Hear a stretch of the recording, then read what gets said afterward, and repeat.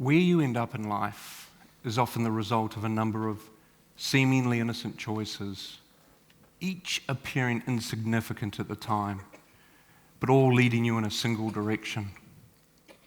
By 18, I had chosen to use drugs to cope with my life, and chosen to associate with people who didn't care about my well-being or that of others.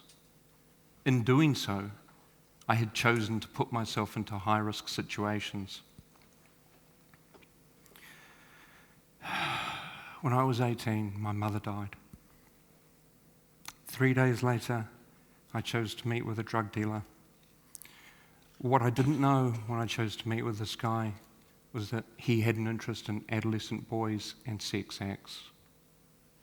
What he didn't know when he chose to meet with me was that I was someone who was prepared to fight. What neither of us knew when we made our respective choices is where they would lead us. Before the day was out, he would be dead, and I would be spending the first night of what would be the next 10 years behind bars. By 20, I had graduated to New Zealand's toughest maximum security prison. It's here that I learnt the theory of how to hide from heat sensors in police helicopters, and the reality of how to make a weapon out of glad wrap and a toothbrush. What I didn't realise before I was imprisoned was that I was already living in a prison of my own making, the prison in my mind. There are many beliefs that imprison us and stop us experiencing the fullness of life. My prison was my belief that my potential was fixed. My prison was my belief that the measure of a man was his capacity for violence, and that men shouldn't feel scared, sad, vulnerable, or weak. It is ironic that I had to be in an actual prison in order to break out of my mental prison. It is also ironic that it wasn't until I was released that I realized how many other people are trapped in their own personal prisons. I was able to escape my mental prison through 5 progressive steps to personal change. I call these the 5 steps to freedom. The first step to freedom is to recognize that we are born free. As babies, we take our first breaths with a clean slate. But then life kicks in, and in an attempt to cope with our experiences and make sense of our worlds, we acquire self-defeating and distorted beliefs. Over time, these beliefs imprison us. Yet this is not the life we were born to live, the life where we are truly authentic and free. It took a meeting with one of New Zealand's most accomplished safecrackers to challenge my idea of my freedom. It was about 2 years into my sentence, and just after I'd finished another period in solitary confinement. Now, this guy was a Mensa member. He was smart, and we used to spend a lot of time in the yard discussing the intricacies of his trade. The yard is like an empty swimming pool where every end's the deep end. And I remember as I'd watch a plane fly overhead, how I so would have given anything to be in that plane, wherever it was going, to be anywhere but here. One day the safecracker approached me with a tennis ball and a heavy ashtray and asked me, if he was to drop these at the same time, which would hit the ground first? I couldn't believe the stupidity of such a question. Watching those 2 objects hit the ground at the same time blew my mind. I had never questioned my understanding of the world. I had always just assumed that the world was the way it appeared to me. Yet this demonstration made me wonder what else I thought I knew that I could be wrong about. Prior to this, I'd always seen education as something that you did to get a job. Now I started to see education as something that could make the world a more interesting place and something that could increase the accuracy of my beliefs. And I had always been one of those insufferable people who likes to think they're right about everything. A tendency that had prompted my mum to put a note on the fridge suggesting that teenagers should leave home while they still know everything. recognizing that we are born free and that the beliefs that imprison us can be challenged and replaced is the first step to freedom. The second step to freedom is choosing to break out of our prisons. Living in a prison is tough, but breaking out of prison is harder. The desire to break out is driven by how likely we think we are to succeed. Many people choose not to break out of their prisons because they think that change is impossible and they see disappointment as inevitable. Breaking out also depends on how much effort we think it will take and how much value we place on such change. It is much safer to be inside. We do not risk additional failure, and it requires less effort. Recidivism rates support this point.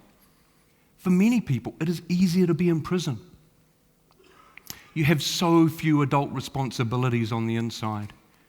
And as twisted as it sounds, many people find a sense of belonging, status, and community within prison that they don't get in the outside world.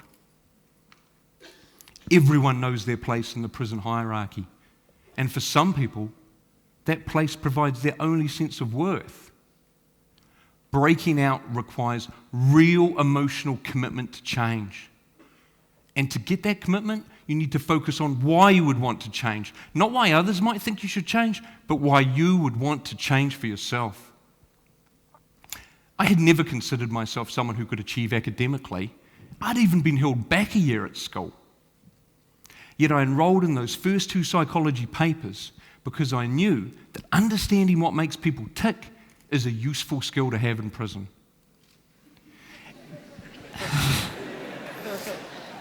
Anywhere from 50 to 80% of people in prison suffer some form of mental health issue, and being attacked due to the mental instability of others was a real concern. I completed my first assignment in solitary confinement. I printed it all as one paragraph, all in capital letters. I did this because I was ignorant of writing conventions, and I thought capitals looked neater. I completed my exams in a windowless room in a punishment block, yet I still somehow managed to pass my papers. I was so amazed to pass these exams. It made me wonder if maybe I wasn't capable of more than I had previously thought possible. It made me dream. It made me think, imagine if I could get out of here with a degree. Going for a degree seemed like such an audacious goal. And a major obstacle to achieving this dream was the amount of marijuana I was smoking. Smoking weed allowed me to enjoy the moment and avoid the reality of my situation. I was young and locked up. I was frustrated. I had no sense of direction. If I was going to start the process of really changing my life, I needed to stop doing drugs. Passing those exams had reinforced my desire to break out of my prison. But wanting change and turning that change into action are 2 very different things. The third step to freedom is to make the escape. Dreams without action remain dreams. In order to make the escape, you need to start taking steps that reduce the distance between where you are and where you desire to be. People that want to break out of their prisons but fail to do so often think about change as something that occurs in some distant future. The problem with this is that it doesn't prompt you to act, and change can start to feel like it's beyond your reach. It's tomorrow, next month, next year. To make your escape, you must get specific about what you want to change. Specific change is not wanting to lose weight, but wanting to lose 5 kilos. Having the general idea that you want to write a book will not get you to put pen to paper. Having the specific goal to write 500 words on Thursday just might. The research shows that having vague goals makes it hard to start and easy to give up. Specific goals mean that you can't fool yourself into thinking you have done enough. Many people in prison talk about what they will do when they are released, how they will take better care of their kids, how they will lead better lives. But life and change are about what you do right now. Time is a different commodity when you're serving a long period of imprisonment. To survive psychologically, you need to forget about the outside world, accept this is your new life, and to focus on the present. Focusing on the present was key for making my escape. I didn't worry about what I was or wasn't going to do in some uncertain future. I just focused on what I could do today, on what I could do right now. The research shows that this ability to seize the moment makes you 3 times more likely to achieve your goals. So, I stopped smoking weed, which allowed me to complete my undergraduate degree. It also massively reduced the amount of time I spent in solitary confinement. For me, the specific and related goals were to become drug-free and to complete my degree. The cost of making my escape was sacrificing being emotionally numbed. But making my escape didn't come without a struggle. The 4th step to freedom is to fight for your freedom. Fighting for your freedom requires grit and tenacity. To achieve your goals, you must overcome any obstacles you encounter. Giving up drugs was not a straightforward process. There were certainly relapses. And studying within prison had its own set of obstacles, such as getting permission to access course-related materials. Yet overcoming such obstacles is exactly what fighting for your freedom is about. In fact, it is through overcoming such obstacles that we develop our capacity for change and the willpower required to make it happen. Many people think that willpower and self-discipline are things that you either have or you don't have. But the research shows that these are characteristics developed through practice and application. By the time I completed my undergraduate degree, I had developed enough tenacity to fight for entry into a postgraduate program in psychology. I then fought to have my honours research project upgraded to a master's thesis. This left me with a number of papers that needed to be completed and that required attending classes. I was still securely absent from classes at this point. But I was able to complete these papers because those teaching them allowed me to enroll as a special distance student, in addition to their normal workloads. At various stages in my journey, I encountered obstacles that required persistence and commitment to overcome. Yet my dreams increased in proportion to my successes. Once I had completed my master's, a doctorate seemed like the next logical step. This time the barrier was even bigger. I was told it would be impossible to start a doctorate without regular face-to-face meetings with my supervisors. So, my supervisors travelled hours out of their way to visit me in prison. Fighting for your freedom is crucial to successful change and growth. Yet the fights best won are those with allies. If I didn't have a father who was prepared to visit me every weekend for 10 years, if I didn't have mentors such as John Barlow and Dr. Paul Inglet who were prepared to challenge me and to encourage me to dream bigger, if I didn't have the support of Massey University through which I studied, if I didn't have doctoral supervisors who were prepared to travel hours out of their way to visit me, if upon my release, I hadn't been given the chance by Opera Consulting Group to help other people grow and develop, I wouldn't be standing here today. I was the first person to enter the New Zealand prison system as a high school dropout and to progress through undergraduate and master's degrees. I was the first person to then start a doctorate. Yet none of these things would have been possible without the support of others who were willing to fight beside me. The 5th and final step to freedom concerns living free. Freedom is a journey, not an event. It is a condition that requires effort to maintain. Self-help books and programs often fail because they do not acknowledge the reality of living free and the ongoing commitment it requires. Real, sustained, positive change and growth is not something that you achieve, cross off your list of things to do, and then walk away from. The price of freedom is ongoing effort.